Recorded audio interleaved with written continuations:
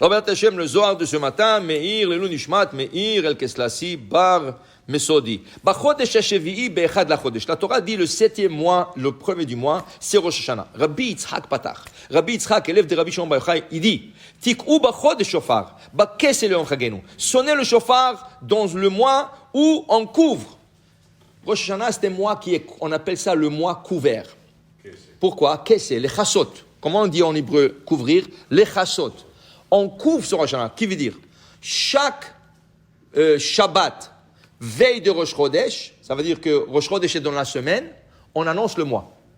On dit, Rosh Chodesh, ça va être lundi, mardi. Rosh Chodesh va être mercredi. Rosh Chodesh va être jeudi, vendredi. D'accord? Kol Erev Chodesh, Modi'im, Matay Rosh Chodesh. Tishrei, lo Modi'im. Tishrei, on n'annonce pas. On n'annonce pas. Tik'u Bachodesh Shofar. Sonnez le shofar. Bakese. Me couvrez sur le mois de Tishrei. Ne dites pas quand c'était le mois Rosh Chodesh. Lama, Rosh Hashanah, c'est Rosh Chodesh. Rosh Hashanah, à part d'être Rosh Hashanah, c'est aussi Rosh Chodesh. C'est le premier Tishrei. Mais on ne l'annonce pas. Pourquoi? Parce que c'est Yom Adin. Et le Satan, il a tout un dossier sur chacun. Il a des dossiers, des caisses, des dossiers sur chacun. On ne veut pas qu'il vienne Rosh Hashanah pour emmener le dossier. Tant qu'il ne sait pas quand c'est Rosh Chodesh, il ne peut pas venir. Okay? Il dépend de l'annonce. Il ne veut pas lui dire. Et quand on sent le shofar, wow, il a peur. Le shofar, c'est pour lui faire peur. Parce que c'est écrit, Vehaya bayomahu, et il sera, quand Mashiach viendra, Itaka b'shofar gadol. On sonnera le grand shofar. Maintenant, lui, Rosh Hashanah, imagine-toi, il entend le shofar de partout dans le monde. Tu comprends quel bruit ça fait dans le ciel? Ce n'est pas un shofar dans une communauté. C'est tout le son de shofar du monde en entier qui monte dans le ciel. Et lui, il entend ça. Le shofar bishvilo, le shofar gadol. Pour lui, c'est un grand, grand shofar. Il dit, moi, est-ce que c'est le Mashiach qui doit venir? Et quand Mashiach il va venir, qu'est-ce qu'on va faire avec lui? On doit l'égorger. Hachem va l'égorger. Ishrat oto. Okay? Alors il a peur. Alors on n'annonce pas, et on lui sent le shofar. Comme ça, il nous laisse tranquille. Amar Rabbi Yitzhak. Zakaïn inun Israël. Combien sont chanceux le peuple d'Israël? D'écoute, Shaberichu Kariv lon legabem mikol ha'omin of dekravim mazalot. Kama zchut yesh la'am Israël. Combien de zchut y'a am Israël? Pourquoi? Il y avait 70 nations. Et parmi les 70 nations, Akash Baruch Hu a choisi une personne, Avraham Avinu. Où il était Avraham? Il était à Our. Avraham a grandi dans une maison pleine d'Avodah Zara. Son père, un idolâtre, il avait un magasin d'Avodah Zara. Et Akash Baruch Hu l'a choisi, il a sorti de là-bas. Il a choisi, il a dit, je te choisis à toi. Sur tout le monde en entier, sur tous les idolâtres, sur 70 nations, il a choisi Avraham. Et Avraham va commencer à propager dans le monde le monothéisme, la croyance en un seul Dieu, en Hachem. Okay? Il dit ici, Kamazakaïn, quelle route. Imagine-toi, le président de l'États-Unis, il te dit, sur 40 millions de personnes, il te dit, je choisis à toi. À moi, 40 millions de personnes dans ton pays, tu m'as choisi à moi. Quelle route, waouh, quelle route tu as. Alors, quelle route? Quand on monte la Torah, combien de ferveur il faut avoir quand on dit la bracha, Asher Baharbanu Mikol Ami. Car que nous a choisi à nous, parmi toutes les nations du monde, il a choisi à nous. Okay? Alors, dit Rabbi Yitzhak, Vekariv l'on legabé, il nous a rapprochés vers son service divin.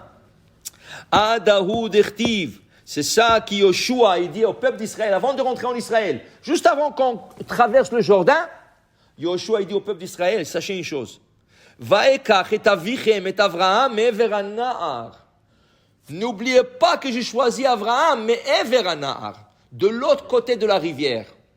Okay? Mais ever hana'ar. Où il est, quel na'ar? Aram na'araim. Aram na'araim. C'était le fleuve là-bas.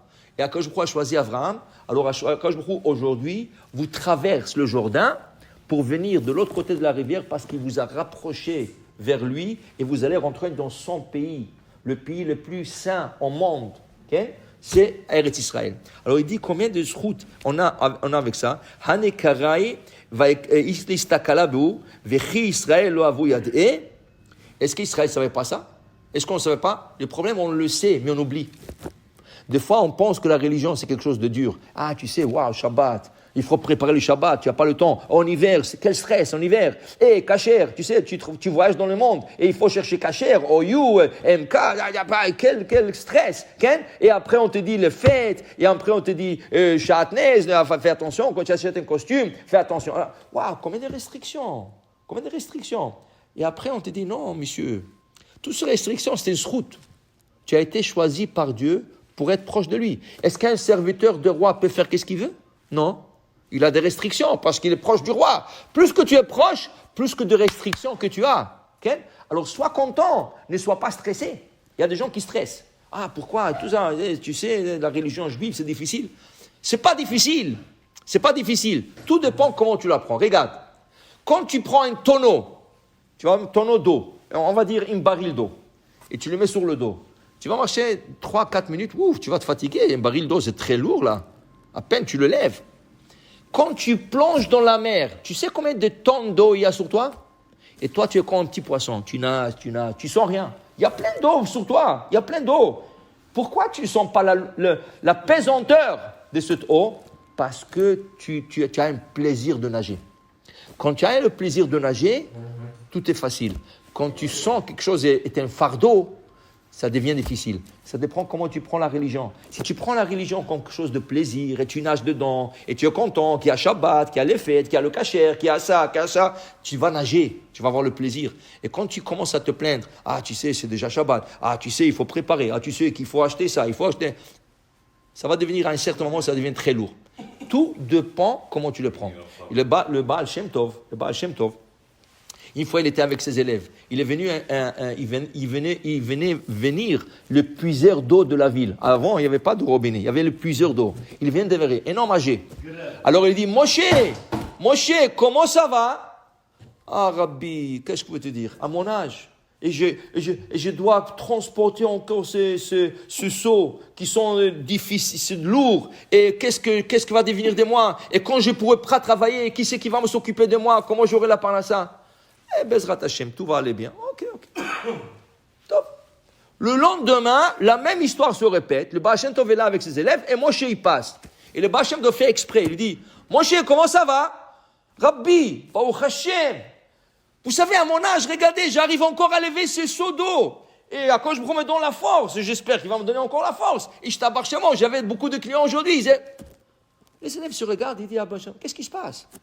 Il dit, regardez. Il y a Rosh Hashanah une fois par année, mais il y a Rosh Hashanah chaque jour.